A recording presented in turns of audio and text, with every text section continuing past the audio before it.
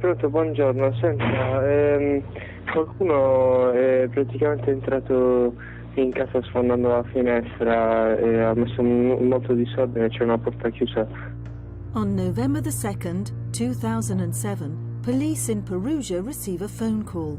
There's been a break-in. When police arrive, they discover a young woman has been stabbed to death. She's Meredith Kircher, a British student, a girl with everything to live for. For 7 years, her American flatmate, Amanda Knox, was the centre of a media and judicial storm, accused of Meredith's murder. In 2015, the murder convictions of Amanda Knox and Raffaele Sollecito were overturned once and for all. She deserved so much in this life.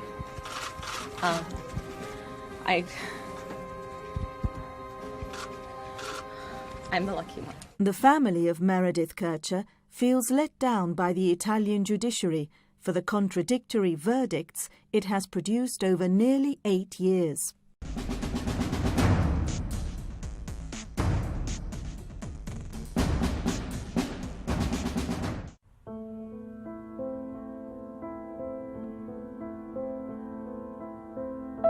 Meredith Kircher grew up in Croydon, South London.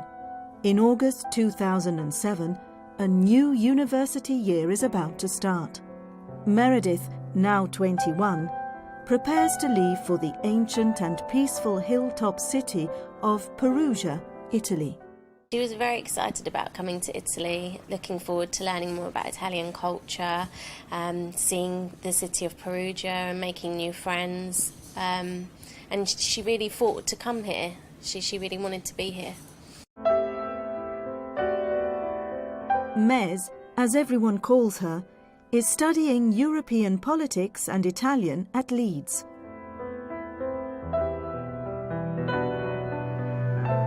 Now she has an exchange year in Italy, a country she's been in love with since a school trip. But saying goodbye to her sister Stephanie isn't easy.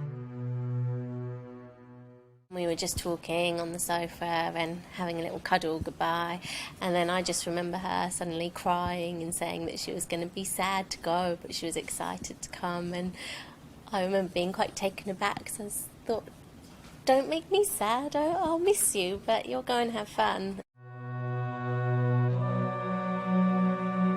She leaves on September the 1st, and quickly afterwards moves into the upstairs flat of this cottage with 3 housemates, 2 young Italian trainee lawyers and a student on exchange from the United States, 20-year-old Amanda Knox.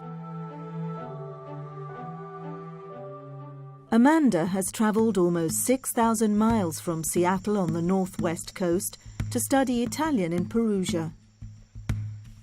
Photogenic, outgoing, and describing herself as quirky, Amanda Knox loves the Beatles and Harry Potter.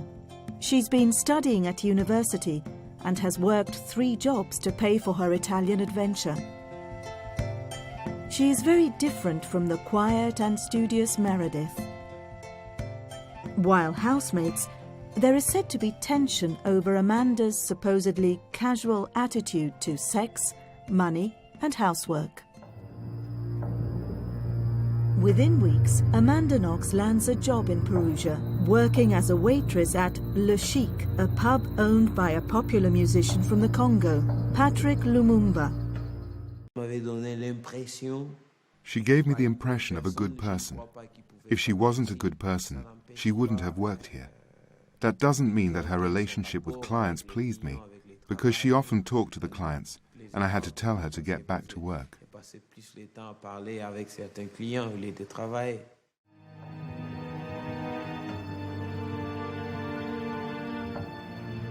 On October the 25th, Amanda and Meredith go to a classical music concert together, where Amanda meets Italian student Raffaele Sollecito. He looks like her favourite, Harry Potter, and the two begin a whirlwind romance. Described by friends as intelligent and sensitive, the handsome Raffaele has come to Perugia to study information technology. A week later, October the 31st, it is Halloween, and in Perugia, like every other university town, it's party time. It is one of Meredith's favourite nights out, and she is dressed as a vampire. These will turn out to be among the last photographs of her alive. Happy, full of life, and completely at home with her new friends. What happens on the night of November the 1st, 2007, has been the subject of 3 trials, 3 appeals, and 3 Supreme Court rulings. The story has more twists and turns than the medieval streets of Perugia itself. The story starts at 9 o'clock in the morning on the 2nd of November, when a local woman finds 2 mobile phones in her garden. She takes them to the postal police, which handles crimes involving communication devices. They quickly discover one of the phones is registered to Via della Pergola 7, a small cottage just 500 meters away. When police arrive here, they see 2 students in the driveway, Amanda Knox and Raffaele Sollecito. They tell the police the front door is open and one room has been ransacked. Police go into the house. One bedroom's a mess. Clothes are all over the floor, and a large rock is lying near the window. Shortly after the postal police arrive, around 12:51, Raffaele Sollecito calls the elite police force, the Carabinieri. He doesn't mention that the postal police are already there, and says nothing's been stolen. Details prosecutors would later claim are significant. Pronto, buongiorno. Senta, qualcuno è praticamente entrato in casa sfondando la finestra e ha messo un moto di disordine, c'è una porta chiusa. La via è... Via della Pergola. Perugia Carabinieri? Della Pergola 7. Via? Della Pergola 7 a Perugia. Furto in abitazione, eh? No, non c'è furto. Meanwhile, Amanda says she's worried about her friend Meredith. Her door's locked. She's not answering the phone. When the door is broken down, they discover a beige duvet on the floor. Beneath it, the battered and bloody body of Meredith Kircher. Prosecutor Giuliano Mignini arrives just after 2 p.m. He finds Meredith is partially naked, her bra's been cut off, and her t-shirt rolled up above her breasts. It looks like a sexual assault. When you start an investigation, you don't know what happened. You have to slowly reconstruct the situation. Forensics teams work inside and outside the cottage. Right away, they think it's a staged break-in. Glass shards are on top rather than underneath the scattered clothes. The large rock seems too heavy to be thrown from the ground to the first floor window, and too big to go through the small crack between the shutters. A handbag, jewelry case, camera and laptop computer are lying in full view. There's a line of bloody shoe prints from Meredith's room to the front door. And in the bathroom, a bloody bare footprint is on the bath mat. Over 4 days, investigators collect more than 400 items from the apartment, photographing and filming their work. Meredith's bra has been sliced off, but when police bag it for evidence, they notice something is missing. Sì, è stato strappato, manca la parte dei gancetti. È stato strappato. Sì. Qui è uscita la parte dei gancetti, il maschio della grappina. Manca il pezzo del gancetto. Sì. Però il fatto, l'unica cosa è che è intriso di sangue, quindi questo ce l'aveva nel momento in cui è stata ammazzata. Somehow, the investigators leave without it, a critical error that will haunt the prosecution case. The autopsy shows Meredith has been strangled and stabbed on 2 sides of the neck, possibly with 2 different knives. The second fatal stab severed her thyroid artery. There are 40 wounds, too many, police believe, for one assailant to have inflicted alone. The prosecution's view of what happened, later disputed by the defense, is shown in this reconstruction. Meredith was trained in karate and must have encountered overwhelming force. Una stessa persona non poteva contemporaneamente tenere. One person couldn't, all at the same time, hold Meredith still and hold back her hands because there are very few defensive wounds, inflict those wounds with a smaller knife, and then give her the fatal blow with the larger knife. It is impossible. Not even Superman could do it. Cioè, è impossibile, neanche Superman ci riuscirebbe. The behavior of Amanda Knox and her boyfriend attracts attention. Meredith's friends tell police that, far from appearing distraught, Amanda and Raffaele have been seen laughing and joking. A vigil is held for Meredith, but Amanda and Raffaele don't attend. They go for dinner at a friend's instead. And the prosecutor recalls why he was concerned by Amanda's behavior. When the girls were brought to see the knives that were in the kitchen, the reaction of Amanda, it was a reaction. She put her hands on her ears, as if she were trying to block out a terrible sound she was hearing in her ears. It was like she was having a nervous breakdown. Ebbe proprio un cedimento nervoso. And then there was this, one of the defining images of the case. Amanda and Raffaele kissing outside the cottage where Meredith was murdered. Her supporters say this was only natural. Did they comfort each other? We've seen that famous footage of the 2 of them together. They did. What's wrong with any of that? Nothing. It did appear to be wrong to some authorities. November the 5th, 4 days after the murder. Raffaele Sollecito is called in for questioning. Amanda goes with him, and once again her behavior seems odd. She does yoga and the splits in the waiting room. At this point, the couple's alibi appears to fall apart. Amanda had told police she'd spent the night of the murder at Raffaele's apartment. They cooked, watched a film, made love, smoked marijuana and went to bed. But separately, Raffaele's story begins to change.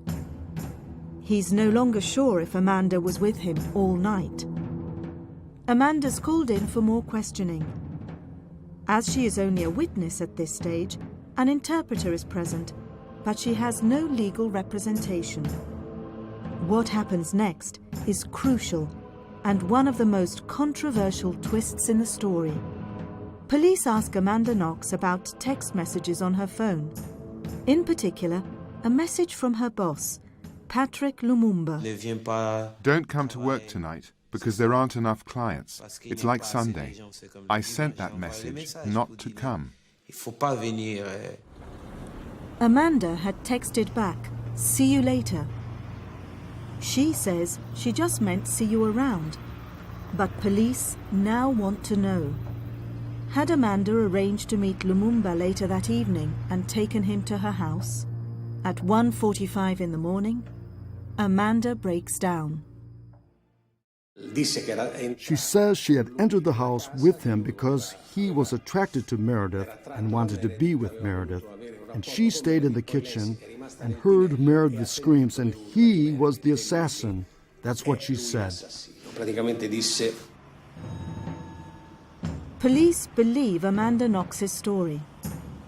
They raid Patrick Lumumba's home and take him in. Within hours, his photo flashes around the world as one of the murder suspects. But for the police, Amanda Knox has now gone from witness to suspect. If she's taken Lumumba to Meredith, she must have been at the house. Lei si è posta nel luogo del delitto. She put herself at the scene of the crime. She admitted to accompanying Lumumba as if she were an accomplice in his project. She was in the room next door when the crime happened, in her version. This fact pushed the police to suspend the audition in order to protect her rights. Ha spinto la polizia per ragioni di garanzia a sospendere l'audizione. November the 6th, 2007. Amanda Knox and Raffaele Sollecito are arrested. Waiting to be taken to jail, Amanda makes another attempt to tell police what happened with Lumumba by writing out an explanation in English. She tells the police it's a present. In my mind, I saw Patrick in flashes of blurred images. I saw him near the basketball court. I saw him at my front door. I saw myself cowering in the kitchen with my hands over my ears, because in my head I could hear Meredith screaming. But I have said this many times so as to make myself clear. These things seem unreal to me, like a dream. I want to make it clear that I'm very doubtful of the verity of my statements because they were made under the pressure of stress, shock, and extreme exhaustion. But despite her uncertainty, she doesn't retract her accusation. Lumumba remains in jail, pleading his innocence. In the city square, members of the African community protest his arrest.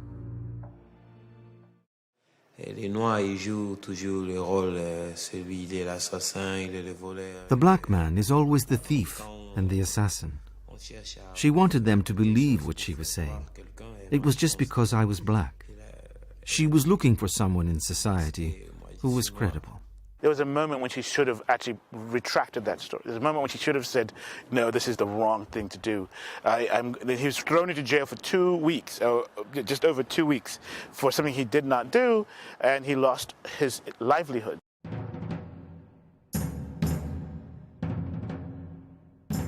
At this point, another African immigrant enters the story. 20-year-old Rudy Guede from the Ivory Coast is living in Perugia. Detectives find his bloody thumbprint on a pillowcase that was underneath Meredith's dead body. Because he's an immigrant, they have his prints on file. Police raid his tiny bedsit apartment and test his toothbrush for DNA. It matches traces found on Meredith's bra strap, on her body, and on the left sleeve of her pale blue sweatshirt. Rudy Guede has fled the country. He's arrested in Germany. Perugia attorney Walter Biscotti volunteers to defend him. I met this young man in this prison in Schiffenstadt, Germany, and he seemed to me like a guy who was scared, someone who was in the middle of a story that was bigger than him. He was surprised to see a lawyer who arrived from Italy for him.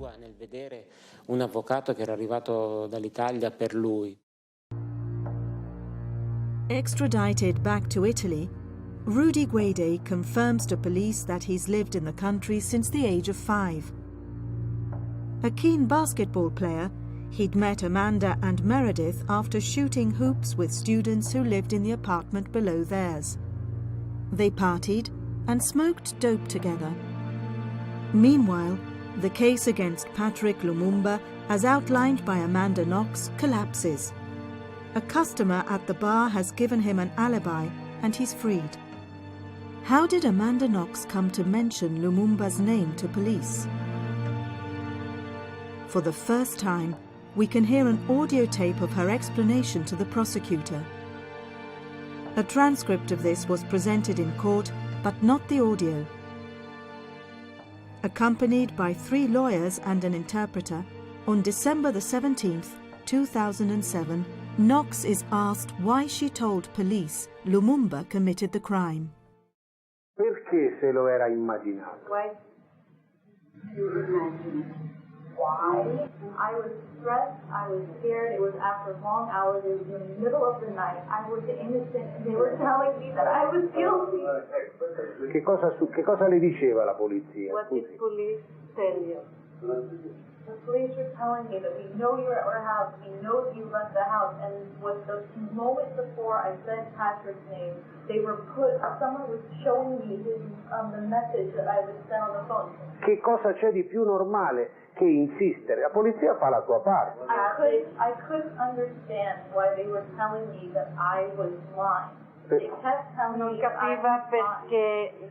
Ma perché poi prima ci ha detto potrebbe essere vero. It means that in that moment that I had said Patrick's name, I thought it could have been true. So what's the extent of the police evidence at this point? It includes the knife found at Raffaele Sollecito's apartment that they believe could be the murder weapon. But they need more, so return to the crime scene. 46 days after the murder, they find Meredith's bra clasp under a mat. Using rubber gloves, they pick it up and inspect it. It will become the most controversial piece of evidence in the investigation. The defense will claim the delay in collecting it could have resulted in contamination. Investigators also, for the first time, use luminol to look for invisible bloodstains. 3 clear footprints appear, plus other small bloodstains. More new evidence, but it will be controversial.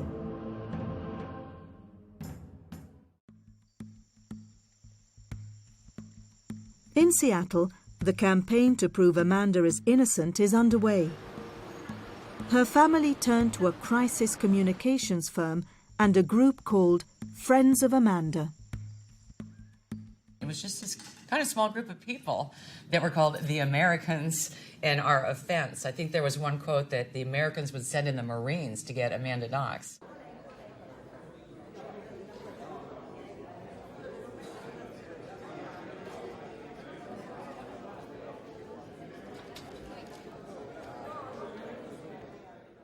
I love Italy, I've been to Italy, and I have great respect for the courts. I do think we have a rogue prosecutor. In Italy, if you speak against the prosecution, you can be prosecuted. So nobody can speak. And it's a perfect storm of a potentially very unfair prosecution.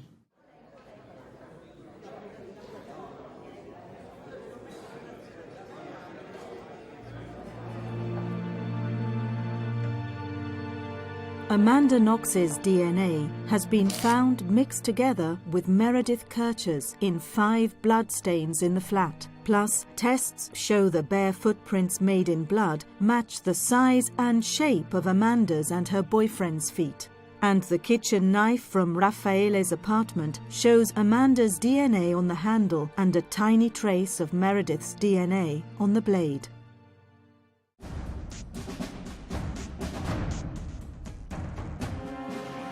The clock spins forward almost 1 year to September 2008. Amanda Knox, Raffaele Sollecito and Rudy Guede appear before a judge in Perugia. With so much publicity now surrounding Knox, Guede opts to be tried quickly and separately. I was convinced that if he had been tried with the others, that with all the international media clamor and the international pressure there would have been surrounding this trial, they would have dumped all the blame on Rudy. So you have to see the role that money plays, even be it the USA or even here, in your situation as a citizen or as a person, as a suspect, right? You're not. The justice system is not fair, no matter where you are, because money is going to play a role. The prosecution's case is a tabloid editor's dream. They say Amanda Knox, Raffaele Sollecito and Rudy Guede killed Meredith Kircher in a sex game gone wrong. Guede denies this and pleads not guilty. His defense is that he wasn't in the room when Meredith was murdered. He was in the bathroom. Meredith had invited him over, he said.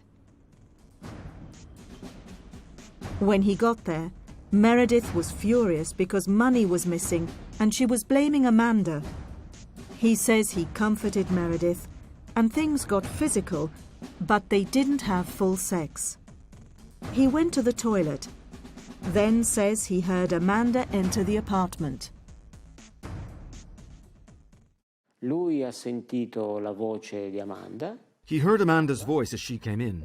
He was in the bathroom, or just about to go into the bathroom, and then he really did put on his headphone and listen to music, rap, I think, at full volume, and then heard a scream. He came out and came up against a male figure. Ha incrociato in questo corridoio una figura maschile. Rudy Guede says this man lunged at him with a knife, cutting his hand. The attacker then yelled, "Black man found, black man condemned," and ran away. Guede found Meredith bleeding in the other room.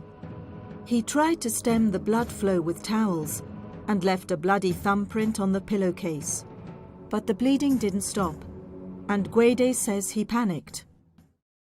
Lui ha cercato di aiutarla. He tried to help her. He took her in his arms and should have called for help, but he was scared and ran away, and he feels guilty for this. Quindi lui per questo si sente colpevole.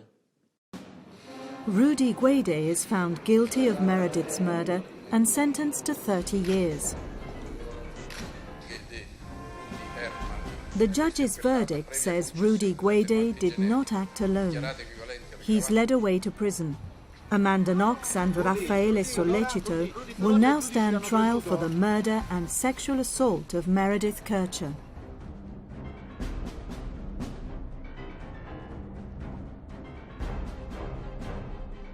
January the 16th, 2009. The trial begins.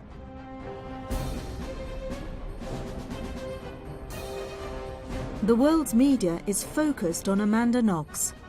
Her face fills the front pages. Could this attractive, bubbly, all-American girl be capable of murder? As they did at Rudy Guede's trial, the prosecution again suggests the murder was the result of a sex game gone wrong. Again, this is strongly denied. Amanda and Raffaele claim they weren't in the house that night. To support their case, the prosecution produces evidence they claim places the couple at the scene of the murder. First, there's the DNA found in the bathroom. The prosecution says it shows the mixed blood of Amanda Knox and Meredith Kircher in the bidet drain, the sink drain, and on a cotton bud box. There is also a large drop of Amanda's blood on the bathroom tap. According to the prosecutor, this shows Amanda and Meredith were bleeding at the same time. Strong evidence there was a fight. Le prove principali sono tracce di sangue misto. The principal evidence was mixed blood traces from which were extracted mixed DNA of Amanda and Meredith. E questa mistura. The only explanation for that mix is that Amanda was bleeding and touched objects that were covered in Meredith's blood. Gli oggetti del bagno. There's no other explanation. Non c'è nessun'altra alternativa. But Amanda's lawyers say this proves nothing. Two young students living together means it's perfectly normal to find mixed blood and DNA in the bathroom. They say it's possible Amanda's DNA isn't from her blood at all, but from her saliva. Sarah Gino is the forensic biologist on Amanda Knox's defense team. In this case, the test was done for blood. But was the test done for saliva? No. So we can't know if inside that mixed trace there was blood because it had been demonstrated, or just saliva. Or maybe there was blood from both of them. But what does that mean? Maybe someone had a bloody nose one time, and then at another moment someone cut their finger and put it down, and their blood got mixed. Then there was the kitchen knife found in Raffaele Sollecito's flat. This, say the prosecutors, is the murder weapon, which has been cleaned. But they have found DNA of Amanda Knox on the handle, and a minuscule amount of Meredith Kircher's DNA on the blade. But the words, "too low," are written on the DNA reports for the knife. The test should never have been carried out, say defense. There's not enough reliable DNA. When questioned by journalists, the prosecution stands by its forensic evidence. It is not too little. The genetic profile is low, but it is absolutely reliable. In fact, we were able to get it, which means there is no uncertainty about the attribution of that profile to the victim. More DNA evidence is presented, this time on Meredith's bra clasp. Police say Raffaele Sollecito's DNA is on one of the hooks. This is the only evidence placing him in her bedroom. There is no DNA evidence that puts Amanda in the room. David Balding, a DNA statistician at University College London, is recognised as one of the world's leading analysts. In 2012, he is asked by the Italian Forensic Association to study Meredith Kircher's bra clasp and to give an independent view on whether Sollecito's DNA is present. His findings are not part of the court case. When you just look at the evidence by eye, you can see very strongly all of Raffaele Sollecito's DNA types are there, and that can't be explained by any kind of just environmental contamination. And I calculate how likely is the evidence under the prosecution assertion that DNA is there from Raffaele Sollecito, and again how likely it is without him being present, and the former is much greater than the latter. So that's when I say that's extremely strong evidence. But forensic experts representing the defence remain adamant that the bra clasp had been contaminated and is unreliable. As far as the bra clasp is concerned, what happened? This bra clasp was collected 46 days after the first crime scene inspection, and a mixture of biological material was found. There was a profile attributable to the victim, which is normal, and other material that was attributable to Raffaele Sollecito. There were other traces, but they were not attributed to anyone. But of course, the history of that bra clasp is a bit unusual because it lay in the room for many days without being collected, and so people are worried about the possibility of contamination arising from that. I can't say anything directly because I wasn't there and I don't know the circumstances about the risk of contamination, but what I can say is that contamination of DNA from passers-by is not an issue. I've taken that into account in the chance of it matching Sollecito's DNA is extremely unlikely. The defence also uses the crime scene video to question the DNA evidence presented by the prosecution. I have looked at the crime scene. The videos, bloody shoe prints, cleaned up, not saved. A bra strap collected weeks and weeks and weeks after the initial collection that now supposedly connects Amanda, Raffaele, and Meredith. But the prosecution keeps producing evidence they say connects Amanda Knox and Raffaele Sollecito to the crime scene. Amanda's footprints, which were revealed by the luminol, showed DNA attributed to Meredith, which means Amanda was walking in bare feet, covered in blood. They argue this is proof the couple came back during the night to clean up and stage the break-in, leaving blood-stained footprints in the bathroom and corridor. The defense says there is no proof the prints actually were bloodstains. The luminol may have revealed another substance, such as bleach. The prosecution also presents evidence to challenge the couple's story of what they did that night and the next morning.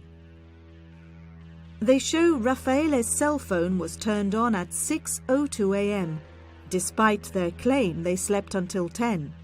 Then there was the telephone call to the Carabinieri, when Sollecito knew nothing had been stolen and failed to mention the postal police were at the scene. They also question Raffaele Sollecito's changing alibi and present eyewitnesses who contradict Knox and Sollecito's stories. In court, the prosecution accuses Amanda Knox of being the leader of a sexual attack on Meredith. They say this was payback for Meredith's disapproval of Amanda's lifestyle. Il discorso del gioco erotico era compreso fin dall'inizio. The erotic game was always part of the case. I think that night, Amanda wanted to make Meredith pay for judging her, which she found offensive. Meredith un giudizio che lei avvertiva come offensivo nei suoi confronti. Girl from Seattle that worked 3 jobs to get to Italy to study abroad, an honor student from Seattle Prep, doesn't overnight, in my experience, turn into a depraved murderess. Overnight. The court's claims make difficult hearing for the Knox family. Obviously, listening to those types of things were, it's horrible. And I mean, it was an all-out attack on her character by individuals that have no idea who she truly is as a person. One of the things that we have tried to do this entire time is obviously support Amanda by always having somebody over here, somebody to visit her and stuff like that. And we have to stay strong in order for her to stay strong. June the 12th, 2009. Amanda Knox spends 2 days on the stand to tell her version of the story. Millions worldwide watch her explanation of why she put the pub owner, Patrick Lumumba, in the frame. They told me that I was trying to protect someone. Mi è stato detto che stavo cercando di proteggere qualcuno. But I wasn't trying to protect anyone. Ma non stavo proteggendo nessuno. And they continued to put so much emphasis e continuavano a mettere così tanta enfasi on this message that I had received from Patrick. Sul messaggio che avevo ricevuto da Patrick.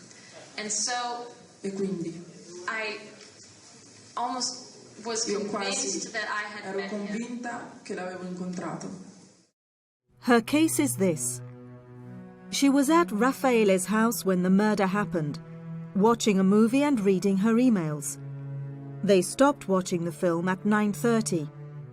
She can't prove it because 2 of their 3 computers were damaged when police tried to search the hard drives.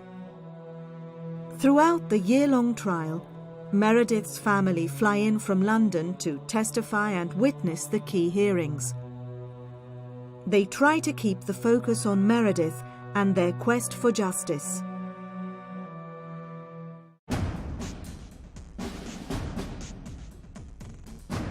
The 3rd of December, 2009, the eve of the verdict. Amanda's family arrives to hear her plea for freedom.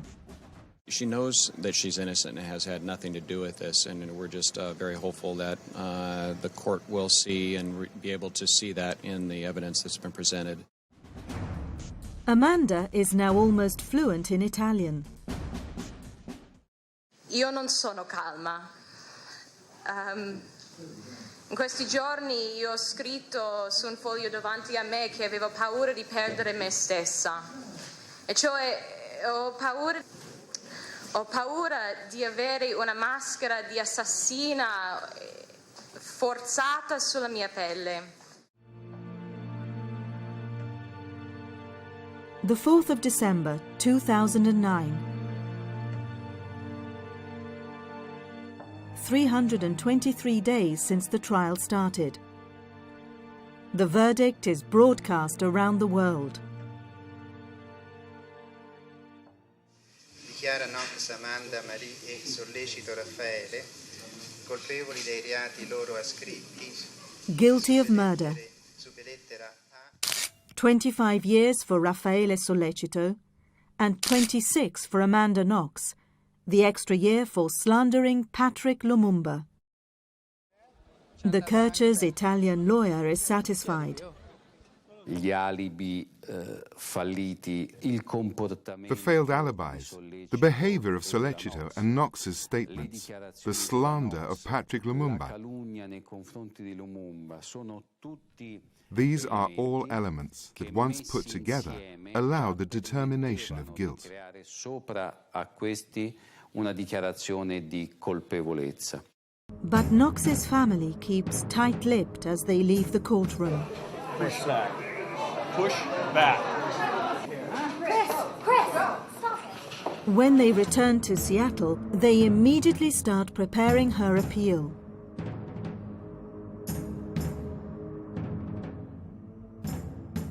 There's not one piece of physical evidence to link this girl to this crime.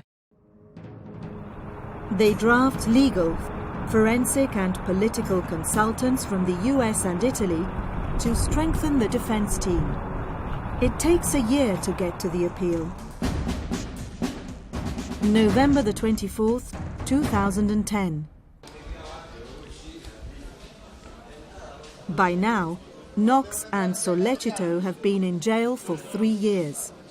This time there is a new judge and a new prosecutor, Giancarlo Costaiola. Il relatore, nell'illustrare la relazione. Despite the fact that there had already been a conviction, the deputy judge said at the beginning of the hearing that the only thing that was certain was that a girl was dead. Praticamente l'unica cosa certa era che era morta una ragazza. Amanda Knox and Raffaele Sollecito's defense teams decide to focus on Rudy Guede. They call prison inmates, convicted criminals, to testify that Guede has confessed to them in prison. June the 27th, 2011. Rudy Guede takes the stand. By now, after an appeal, his sentence has been cut from 30 to 16 years. He denies he made a jailhouse confession and is asked about a letter he has written claiming Amanda Knox and Raffaele Sollecito killed Meredith.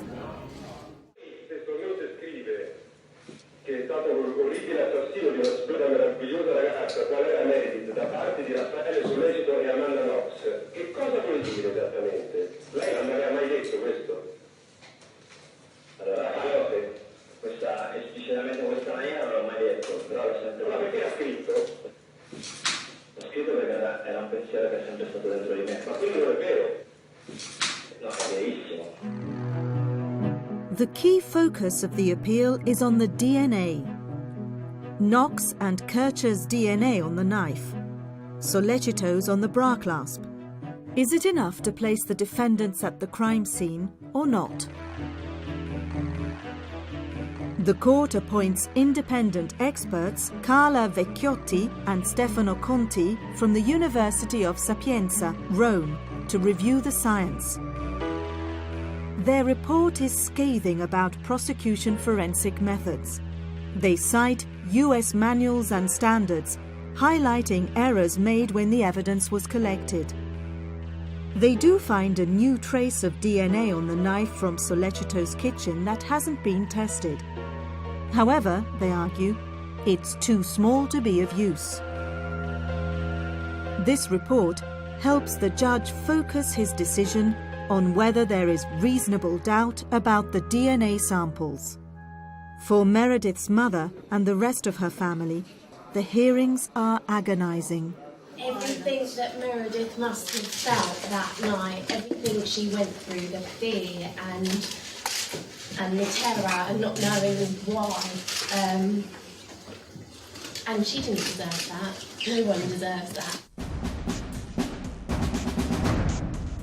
October the 3rd, 2011.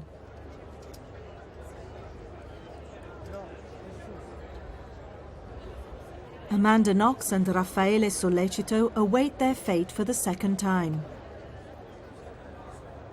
In nome del popolo italiano, la Corte di Assise di Appello di Perugia assolve entrambi gli imputati dai reati loro ascritti ai capi A, B, C e D per non aver commesso il fatto. Not guilty.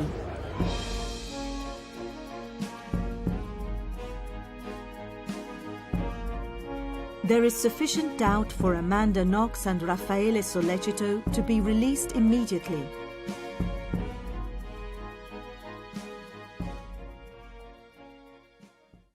I'm Deanna Amanda Knox, Amanda Knox's sister, and I just have a few words on behalf of our family. We're thankful that Amanda's nightmare is over. She suffered for 4 years for a crime that she did not commit. That Raffaele had nothing to do with the murder of that poor girl, Meredith Kircher, who remains in our hearts. Some in the gathering crowd become increasingly agitated about the verdict. There were people out on the stairs in front of the courthouse, and for a long time they yelled, "Shame on you."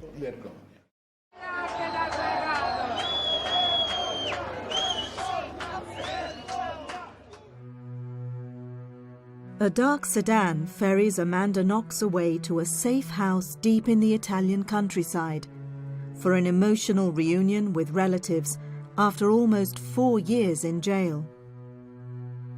While Meredith's family is left stunned and pained by the acquittal.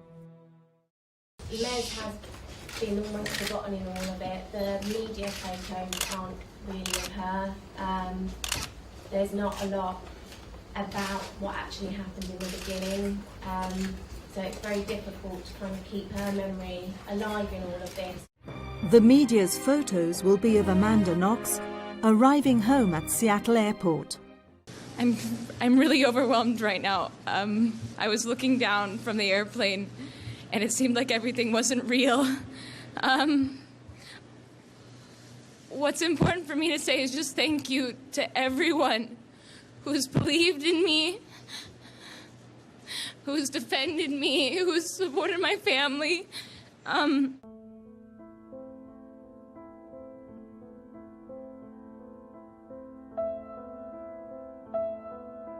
Amanda finds a home in Seattle's International District and returns to the University of Washington to study creative writing. She starts writing a book about her experience, reportedly receiving a $4 million advance, although claims that all of the money goes on legal expenses. Back in Italy, Rudy Guede is still in prison where he has been beaten up by inmates. He has begun studying to build himself a future and will soon be eligible for parole. For a while, this seems like the end of the story, but fate, or the Italian justice system, has another couple of twists in store. Now it's the turn of the prosecution to appeal, and on the 26th of March 2013, Italy's highest court, known as the Court of Cassation, orders a new trial, overturning Amanda Knox and Raffaele Sollecito's acquittals. They say the first appeal did not debate many of the 10,000 pages from the first trial, focusing too much on the DNA evidence.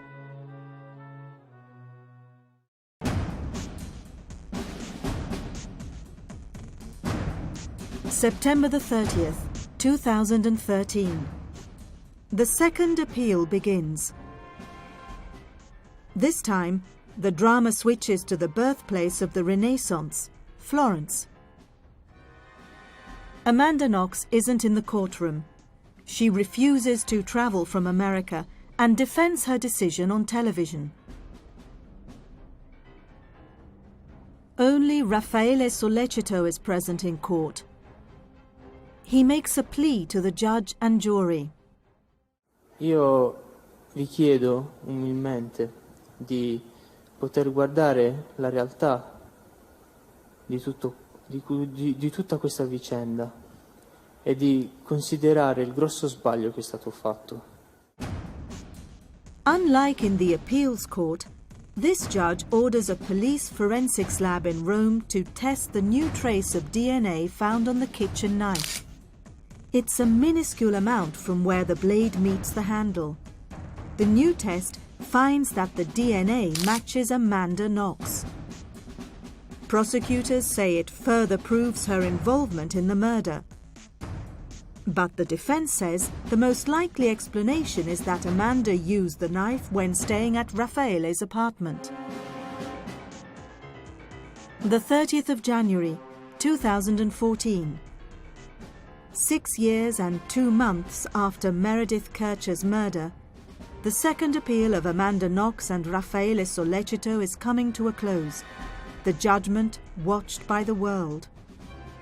Sollecito doesn't wait to hear the verdict, speeding off in a taxi. Amanda Knox stays in the United States, plagued by the same fear she shared on television. Shortly after 9:30 p.m. local time, after deliberating for more than 12 hours, the judge and jury enter the hall. A nome del popolo italiano, la Corte d'Assise d'Appello di Firenze, nel procedimento penale contro Knox Amanda Marie, Sollecito Raffaele, ridetermina la pena inflitta a Knox Amanda Marie complessivamente in anni 28 e mesi 6 di reclusione. Conferma nel resto l'impugnata sentenza. This time, an even longer sentence. 28 years and 6 months for Amanda Knox, 25 years for Raffaele Sollecito. The lawyers give their verdict. This trial has been media-driven. Everything has been amplified.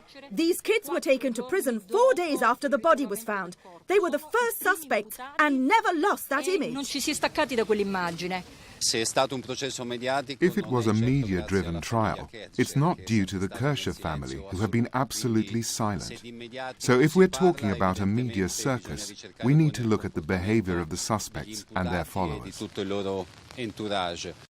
In court, the victim of Amanda Knox's original slander, Patrick Lumumba, is relieved. He's been awarded €40,000 compensation. Life has changed a lot, but when you have obtained justice, like this evening, you feel more encouraged to start all over again. Raffaele Sollecito has disappeared, but the next day police find him 250 miles away at a hotel near the Austrian border. They confiscate his passport. His lawyers say he wasn't trying to flee the country. He remained free until his final appeal.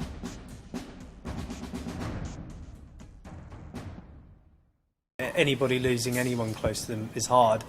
Losing somebody so young and the way that we did is obviously 100 times worse. And then on top of that, to have all the media attention that has gone on for so long just makes it very, very difficult to cope with. I think we all definitely want some form of closure. I'll even just having it almost at an end of the Italian justice system and knowing that that's the final decision, and then we can all start to remember just Meredith rather than focusing on who did it or what happened. The day of the final appeal came yet another year later, on the 25th of March 2015, 7.5 years from when Meredith was brutally murdered in the hillside cottage in Perugia. Italy's Supreme Court of Cassation was called upon to decide whether or not to uphold the guilty verdict.